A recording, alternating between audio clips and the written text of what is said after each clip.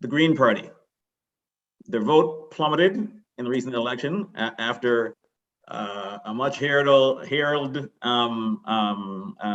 electing Annamie Paul as the leader. They're not going to be selecting a new leader.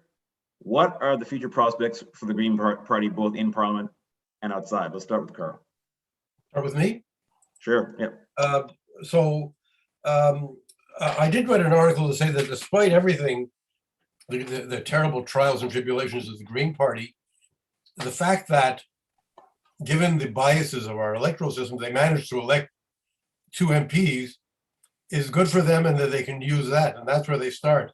Those 2 MPs can act as solid spokespeople on the climate change issue and environmental issues in general. I mean, three advice of the Green Party: really focus on your core environmental policy and stay away from other things. But I mean, the fact is, my friends in the mainstream media tend to be unfair a bit to say, in way back a few elections ago, we had Linda Duncan as one of the NDP members of Parliament, and she was a genuine expert on the environment. She really knew her stuff, and there were some, when the Liberals were in opposition, they had some people like that. But the media never thought of any members that way except the Green members, especially Elizabeth May.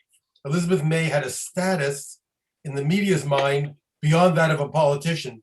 She was a sort of like neutral, dispassionate, qualified expert on the environment.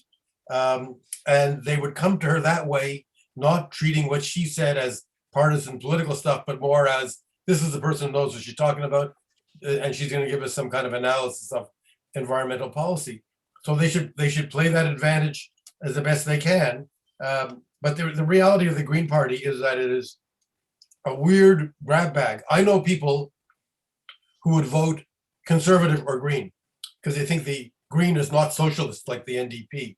They don't like socialism, so they like the Green. I know people who would consider themselves sort of anarchists, but they would vote Green. The Green is kind of it's what people want it to be. It's sort of quasi-protest vote. And many people who have this very false and unfair perception of the NDP that is completely controlled by unions and that it has an 1897 old-fashioned socialist working class view of the world and we can't support them.